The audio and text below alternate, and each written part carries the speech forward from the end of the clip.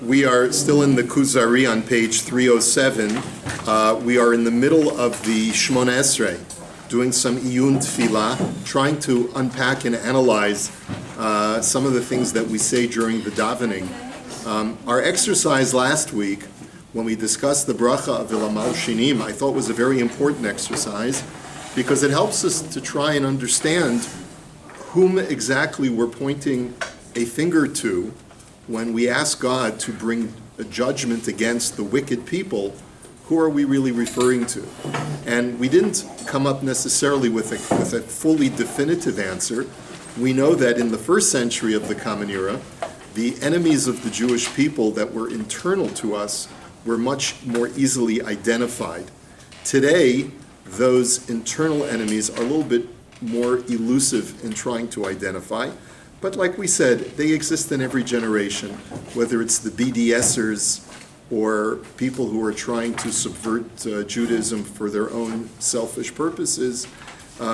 We shouldn't be thinking about any specific individuals, but we should be thinking about movements and efforts that are trying to undermine tradition and undermine the Torah. That's really what we tried to point out. I'm going to close this door over here.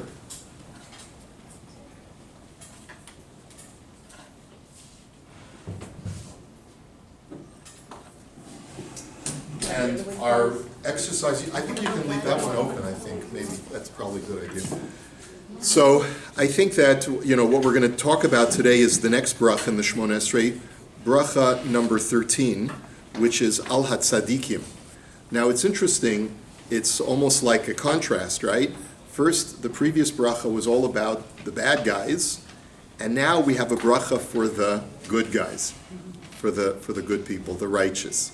So let's learn a little bit about this bracha. Reb Yehuda Halevi actually says, he puts it in a very interesting light, and we're going to go just in our text for just a minute.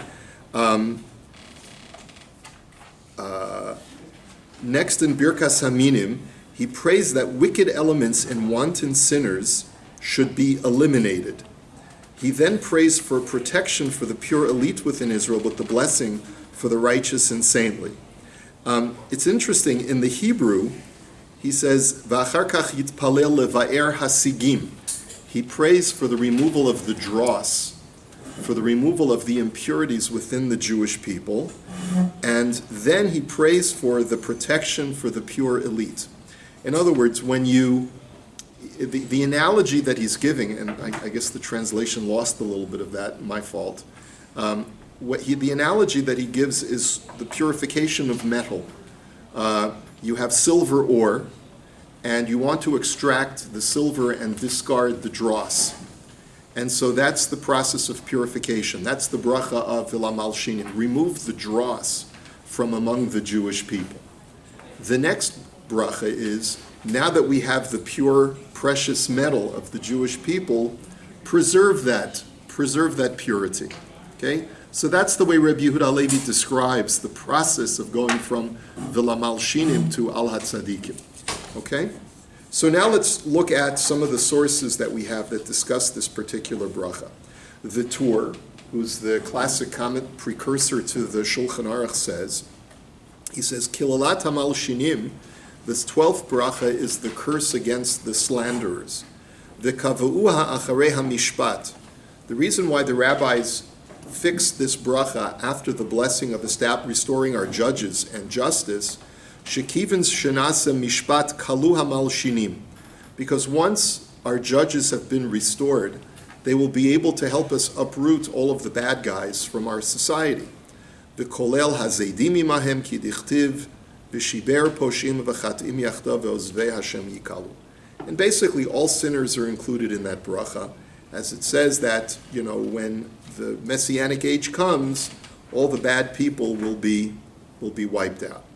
And the 13th is Al HaTzadikim, V'tiknu ha'achar kilalat hamal shinim. The 13th blessing is for the righteous. The reason why our sages established it after the curse that we cast against the wicked is Shekivin shekolo hamal shinim mitromemet karnot tzadikim. Because it's only after the wicked are destroyed from the community, or eliminated from the community. We're not looking for people being killed, we're looking for the elimination of evil, right? So at that point, when evil is eliminated, the horn of the righteous, so to speak, that's an analogy, but we call it the horn of the righteous. The status or the stature of the righteous is exalted. Dichtiv v'chol karnei rishayim agadeya teromemena karnot tzadik, as it says in Tehillim, that after I break the horn, or the stronghold of the wicked, I will be able to exalt the horn of the righteous. And the truth is, when you think about it, the two go hand in hand. Righteous people are not held in high regard if wicked people are held in high regard. Just think of the moral, some of the moral statements that are made about in the world today. There are many things that are very moral about our world today. There are many things where we've made tremendous improvements and strides in the moral fabric of society and civilization. For example, we no longer deem it socially acceptable to own another human being. Slavery was a terrible evil that was a breach of morality within civilization for centuries. And thank God that's come to an end. Oppression of different classes of people based upon racism or based upon their gender have largely been eliminated in society, not completely, but largely been eliminated by our society in today's world. And those are things that we have to look at our society today and say, these are great improvements, and we should embrace those. But there are certain things within our society today where society has made a very incorrect moral judgment. And not only has society today made certain incorrect moral judgments, but anyone who comes against those, so to speak, societal pronouncements will sometimes face the wrath of an entire, bombardment from that voice, that social voice in the media, right? So if a person were to, for example, say that they object to same-sex marriage, right, which by Torah standards is something that's not correct. It's not what God says is the way I want the world to continue. I don't want the world to continue with people of the same gender marrying each other. I want people of opposite genders to marry each other so that the world will continue to grow and continue to populate. If someone were to make a public pronouncement against that and say, for the sake of God, for his righteousness and for his Torah, I think that's wrong. I think we have to promote, people of two different genders getting married, or to even suggest that there are only two genders. That in itself is a controversy today, right? So if we were even to suggest that publicly, to take the, so to speak, the righteous stance, then we would be castigated. And that's because the sort of the bad guys on that position, not that everyone's a bad guy in society, I don't mean, we shouldn't paint it that way. Unfortunately, that's the way that some people in our community portray what's going on in society today, that everyone is evil because they have the wrong values. That's not at all what we're suggesting. As a matter of fact, that's why I said there are so many things that are right about the moral pronouncements of our society today in contrast to 100 years ago. We have to remember that. But the things that are misaligned, the reason why we feel meek and timid about being able to make public statements is because we know that the people that are at the forefront of these wrong issues are ascendant. So therefore, it's necessary to pray for the demise of those immoral voices in order for the righteous voices to be able to emerge. And you can't have one without the other, because as long as the immoral voices are on the rise and are in the position of power, there can be no voice for the righteous positions on so many of these issues. And that's why it's a very clear sequential lead-in from the blessing against the bad and going then directly to the good. I want to focus for just a couple of minutes on the language of the bracha. And again, as I've mentioned in the past, it's always helpful to have a siddur in front of you when we go through this section of the Kuzari. Anyone want to yell out the page number for the bracha of Al HaTzadikim? 106. What is it? 106. 106. It depends, I guess, what siddur you're using. I'm in Mincha. Okay, or you're in Mincha, okay. Well, in the Art Scroll siddur for Shacharis, it's page 106. Did we get that? Yeah. Okay, so we start off the bracha with the words Al HaTzadikim. And then we say, we talk about different kinds of good people. We talk about tzaddikim. What's the next kind of person? Chasidim, the guys with the payas and the long coats. That's who we're davening for, right? Is that right? Is that what you think about when you think about Chasidim? I see them too. Right? So what do we mean by Chasidim? Okay, so the word Chasid, of course, in anything that is before the 18th century, does not refer to the modern Hasidic movement, right? It refers to pious people. That's how we translate. Chesed is piety. What is tzedek?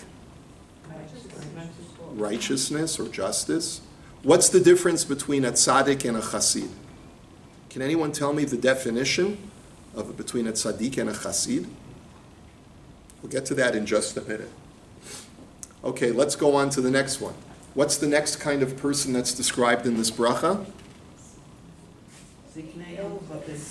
Ve'al ziknei amecha beit Yisrael, for the elders of your nation Israel. So that means I'm davening for every old man in the shul, even if he curses me all the time, right? They're by virtue of the fact that they're elderly, earns them the title to be next to the tzaddik and the chassid. Does that make sense? Yes. Okay. Oh, it does? All right. Yes, because we're only the judge, the elders of our generation, I mean, specifically in our generation, we owe everything to them. So. Well, we certainly owe a lot to the elders in general. Okay, so perhaps there's a certain wisdom that comes with age that is owed.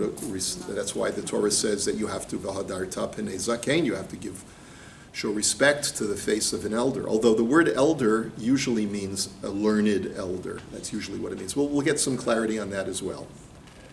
Okay, what's the next one?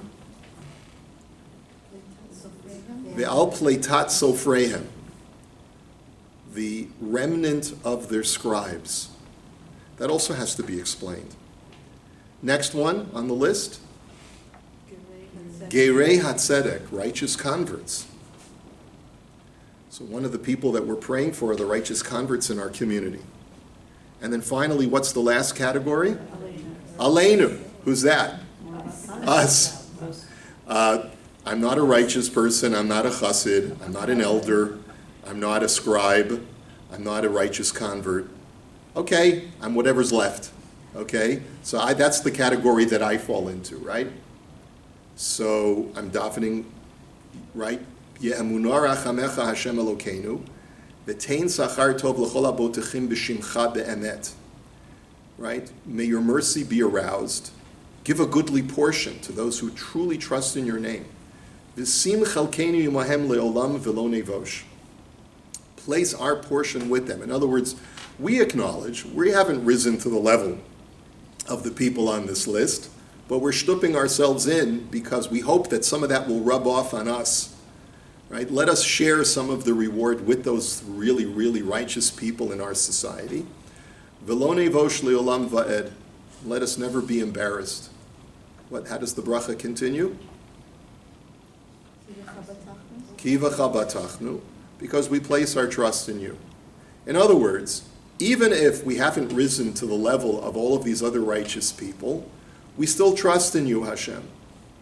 And therefore, don't let us be embarrassed when the final judgment comes. Let us at least share in some of the reward of the really righteous in our society because, lama'aseh, after all, we've sort of rubbed elbows with these people. We've tried our best to accommodate them and to be good to them and to pray for their welfare.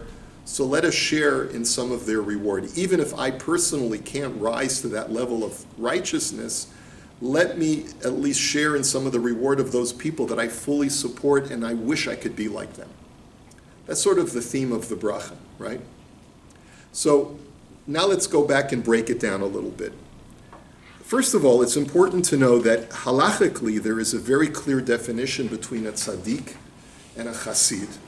And when I say halachically, it's really very interesting. There's a halacha in Shulchan Aruch that you have to bury righteous people next to righteous people.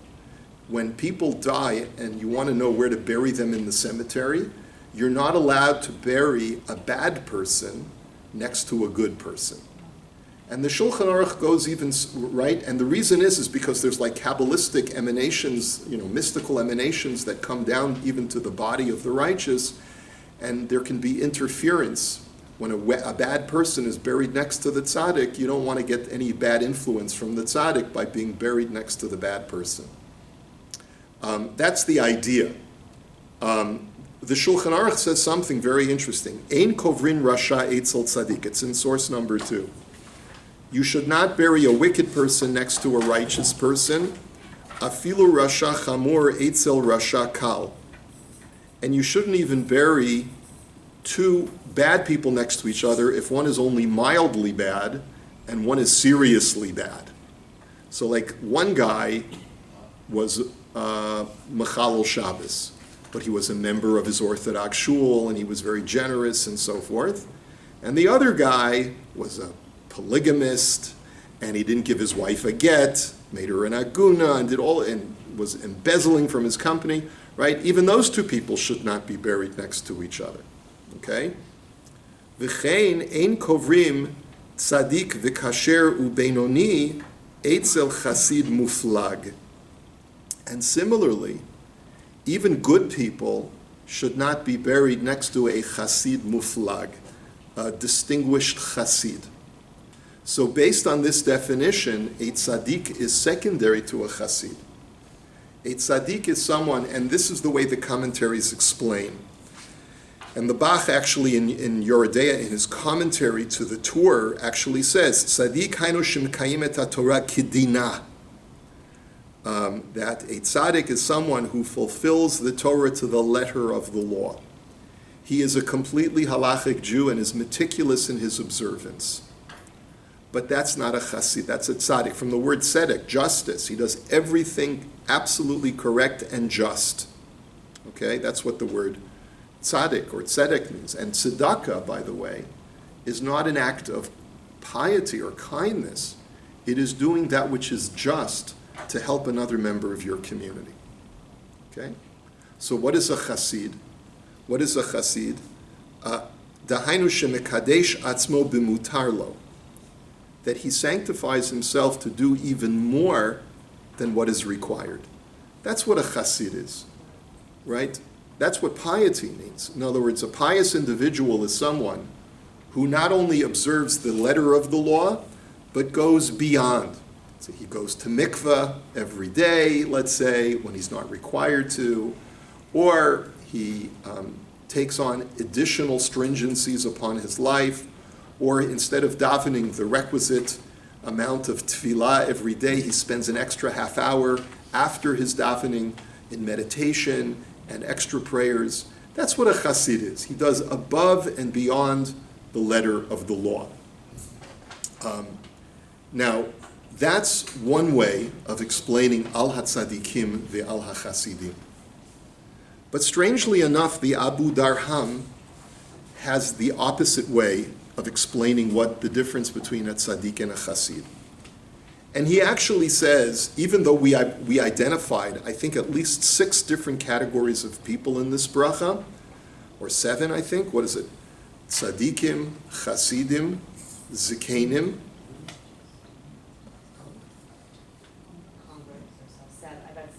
Okay. Val Pleitat Sofrehem, Gerei Hatzedek V'Aleinu. I missed someone. Tzadikim, Chasidim, Ziknei Amcha Beis Yisrael, Ve'al Pleitat Sofrehem, Ve'al Gerei Hatzedek V'Aleinu. 6. I got 6. 6. I got 6. There's 6 categories of people. But the Abu Darham says that he breaks it down into a category of 4. He says, number 1, Tzadikim is the highest, Chasidim is the second highest, Gerei Hatzedek is the third highest, and Aleinu is the fourth highest. And he says, and basically his thesis is that it's true that a chassid goes above and beyond the letter of the law.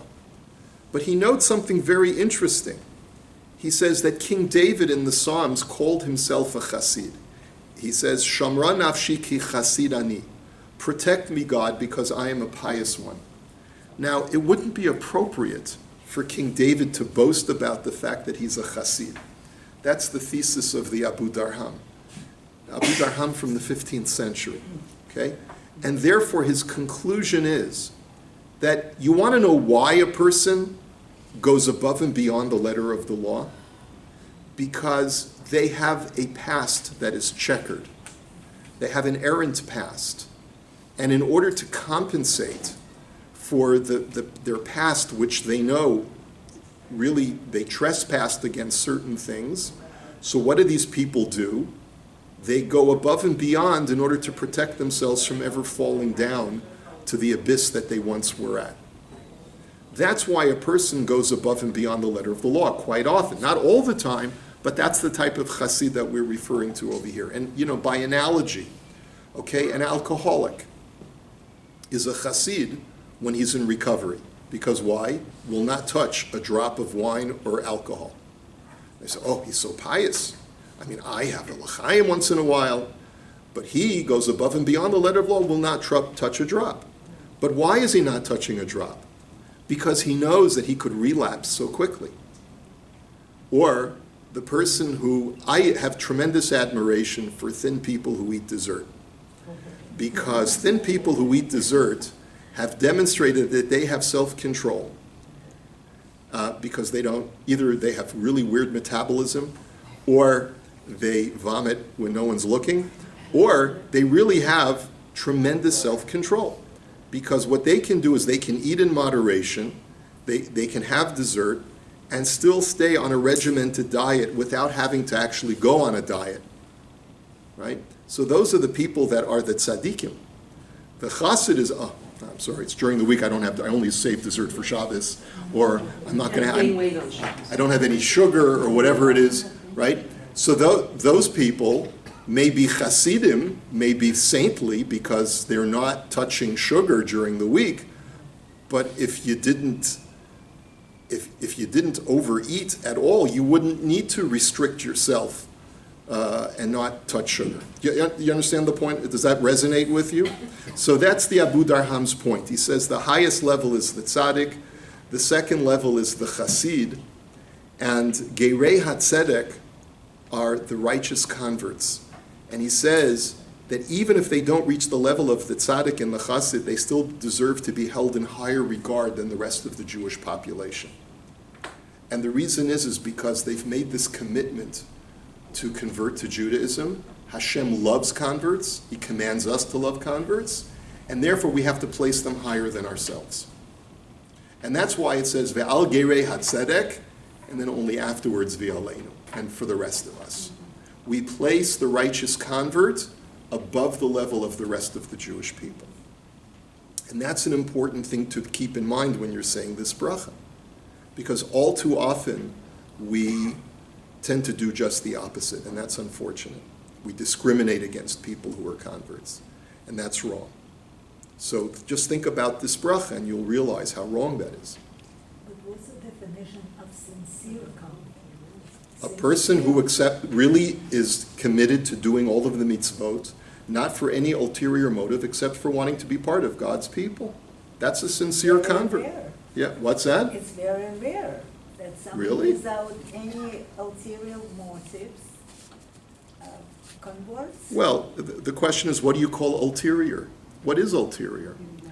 I mean, even for the purpose of being part of the chosen people, you could say is an ulterior motive. I want to be part of the chosen people. I recognize that the Jews are special. I want to be part of that nation. Isn't that an ulterior motive? So there's an argument to be made that there's really no such thing as ulterior, or sorry, non-ulterior. But the point is that they are sincere. They are totally committed to a life of mitzvot. That's what we mean, Geirei HaTzedek. Okay. Now, as far as the two other categories, Ve'al ziknei amecha beit Yisrael, ve'al pleitat sofreihem, there's a commentary from the Rebbe Ben Bakar, who's a medieval early medievalist from the early part of the 11th century. And he tells us in source number 5, he tells us that Ziknei Amecha Beit Yisrael refers to those individuals within the community who take a leadership role in leading Klal Yisrael, leading the communal affairs.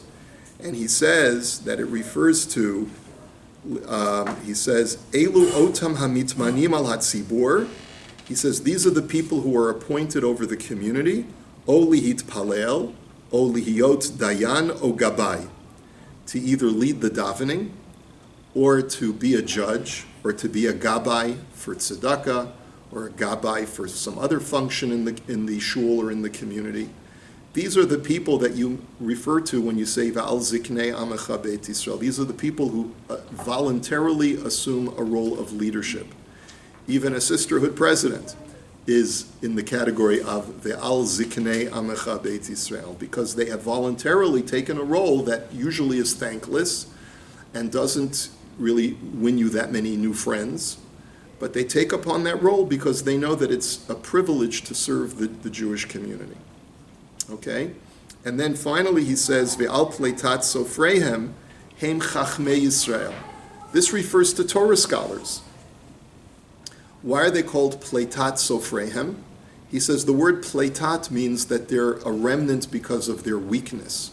The Gemara says that you have to daven for people who assiduously study Torah, because the constant study of Torah weakens a person's physical constitution. When you're constantly immersed in Torah study and it's your sole occupation for the entire day, you sometimes remove your focus from your physical needs, and a person's physical constitution can be weakened in the process.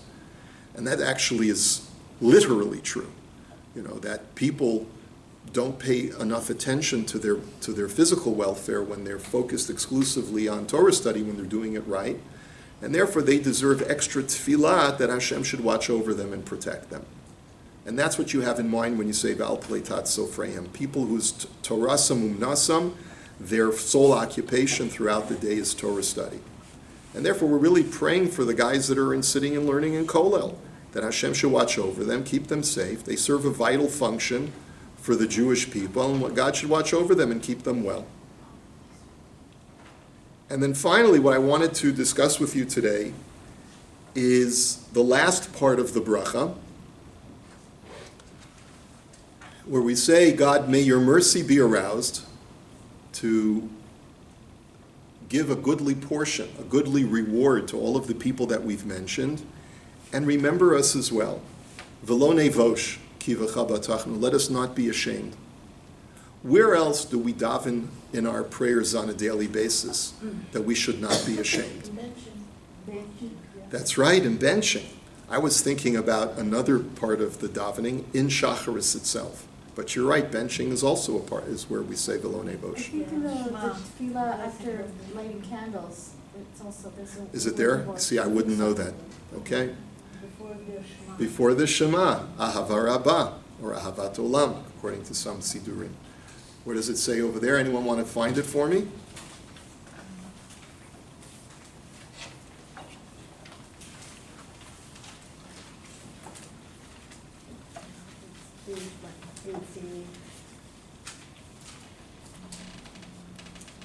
V'ha'er einenu b'sorasecha, v'dabek libeinu b'mitzvosecha, right? V'lo nevosh le'olam va'ed. Let us never be embarrassed. And what are we asking basically, God, is that we recognize that if we live a virtuous life, the benefit of that is that we can go to our grave and not fear the humiliation that will face us in the afterlife. And that's really quite a scary prospect. Because one of the greatest incentives in leading a virtuous life is to know the great humiliation that awaits us once we die and we get to the Olam Ha'emes, to get to the world of truth in the afterlife, and we have to face judgment. And imagine all of the angels in God's heavenly entourage. We're standing there in judgment. Okay, let's take a look at the film of your life. All right? And all the angels are standing there, and they're going to be saying, ooh, you remember that day in 1978 when you went to the senior prom and you got drunk? Or whatever that date was, or whatever happened to you back then. And you're going to be looking back and cringing, and the humiliation will be unbearable. That's, for some, that's the definition of Gehenna. Really, literally, the definition of Gehenna is just the sense of burning, of humiliation, that a person will feel after having to revisit all of the bad things, the mistakes, the horrible things that I've done over the course of a lifetime. When I said horrible things to people, or when I did terrible things to people, or when I acted in a very, very unethical or immoral way, and I have to face all of those things, I have to revisit all of those things. So that's the humiliation that should really act as a disincentive for someone who has the prospect of sin on their mind. What about Teshuva? What about Teshuva? Yes, so what Teshuva does, when Teshuva is done correctly, it wipes out those episodes. So the Beis Din Shel Mala, the heavenly court, according to our tradition, loses that section of videotape. If Teshuva is done correctly. Now, sometimes Teshuva is done and you get a reprieve, but they still hold on to a backup copy of the tape. Depends on the level of tshuva, right? So the more tshuva you do, the fainter and fainter that episode becomes in the Beis Din Shel Mala. So Rav Yonasan Eibeshitz in source number 6 actually makes that point. He says, Uva amro v'lo nevosh ki v'chabatachnu yasim lelibo, that a person should be thinking when he says those words, I hope I never have to face God in the next world in a state of embarrassment. He says, because think about humiliation in this world. It's like insignificant by comparison.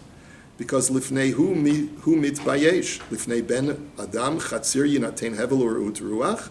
He says, if I get embarrassed in front of people publicly in this world, it's like nothing in comparison to being embarrassed in front of God, because the people that I'm embarrassed in front of in this world are like mortals. They'll die in a few years. They're not of any significance by comparison.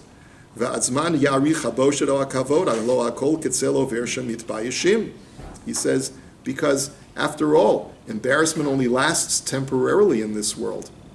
It'll be gone. It's here today, gone tomorrow. But in the next world, the embarrassment endures, and it's real, and it's in front of Hashem. So that's why a person has to think about the importance of not getting embarrassed in the next world. And that's part of the prayer, is that even though I know that I have not always acted honorably, but allow my portion to be with the righteous, and allow me to raise myself up to their level as much as I possibly can. The Gemara relates a very interesting story in Tractate Kiddushin, and I knew that we would run out of time, so I just translated it for you over here. I have the translation down below. The Gemara relates, there were captive women who were brought to Naharda, where they were redeemed, and they were brought up to the house of Rav Amram the Pious. Now, in those days, it was common practice for Jewish girls to be taken as captives, and then to be held for ransom. And unfortunately, you never knew what happened to those young ladies. And so it was a big mitzvah to ransom them back, bring them back to the Jewish community. So they brought these women and they said, here, overnight, you're going to stay in the house of the great Rabbi Amram, who is known as Rabbi Amram the Pious. Okay, so he's a real chassid, okay, he's a very pious individual. They removed the ladder from before them to prevent men from climbing up after them to the attic where they were to sleep. When one of them passed by the entrance to the upper chamber, it was as though a light shone in the aperture due to her great beauty. Out of his desire for her, Rav Amram grabbed a ladder that 10 men together could not lift, lifted it on his own, and began climbing. The Gemara is telling you this story about a great rabbi with a long white beard. Okay, just imagine that scene. When he was, I don't know how long his beard was, I don't know how white his was, but he was a very pious man. When he was halfway up the ladder, He strengthened his legs against the sides of the ladder to stop himself from climbing further, raised his voice and cried out, "There is a fire in the house of Amram! Help, fire!" He yells out and everyone in the neighborhood can hear him. He's yelling fire. Upon hearing this, the sages came and found him in that position midway up the ladder. They said to him, realizing what he was doing, there was no fire, and he was yelling fire so that people would come and stop him from doing what he was really wanting to do. So you have embarrassed us, since everyone sees what you had intended to do. Rav Amram said to them, "It is better that you be shamed in Amram's house in this world, and not be ashamed of him in the world to come." He took an oath that his evil inclination should emerge from him, and an apparition similar to a pillar of fire emerged from him. He said to his evil inclination, "See, as you are fire and I am mere flesh, and yet I am still superior to you as I was able to overcome you." Anyway, the point of the story is quite self-evident, is that better to be humiliated in this world and not be humiliated in the world to come. Okay.